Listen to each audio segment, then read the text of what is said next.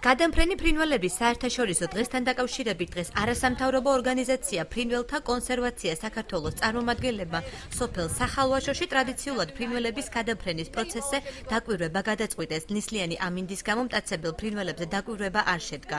თუმცა ღონისძიებაში მონაწილე ბათუმის შოთა რუსთაველის სახელმწიფო უნივერსიტეტის ბიოლოგიის ფაკულტეტის სტუდენტებისა და საჯარო სკოლის მოსწავლეებისთვის ეკოტურიზმის განვითარების მნიშვნელობაზე ლექცია გაიმართა. ღონისძიების ორგანიზატორთა განცხადებით შემოდგომასა და გაზაფხულზე მაშინ, როდესაც რეგიონში ტურისტების რაოდენობა იკლებს, შესაძლოა ეკოტურიზმის კერძოდ კი ჩიტებზე დაკვირვების დარგის განვითარებით მათი მოზიდვა. არასამთავრობო ორგანიზაციის წარმომადგენლების თქმით, ამ მხრივ საინფორმაციო კამპანიები უნდა გააქტიურდეს და ეკოტურიზმი ერთ-ერთ პრიორიტეტად უნდა გამოცხადდეს.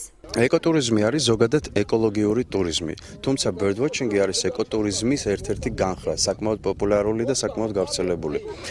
იმისათვის, რომ ეკოტურიზმი გავრცელდეს და უკეთესად განვითარდეს, პირველ რიგში აუცილებელია ამის პოპულარიზაცია და ინფორმაციის გავრცელება, რომ ჩვენთან ძალიან მომხიბვლელი ადგილები და ძალიან მომხიბვლელი რამ არსებობს, რაც შეიძლება უცხოელ სტუმარს დააინტერესოს. სამწუხაროდ დღეს ფრინველების გადაფრენაზე დაკვირვება ნისლიანი ამინდის გამო ვერ მოახერხეთ. როგორც წესი, ამ დროს აღნიშნულ ტერიტორიაზე ძალიან ბევრი მტაცებელი ფრინველის ნახვაა შესაძლებელი. მაგალითად, გუშინ წინ ჩვენ შეგვეძლო არწივების, ქორებისა და ირაოს გუნდებზე გვედევინებინა თვალი, რაც მართლაც სამბეჭდავი იყო.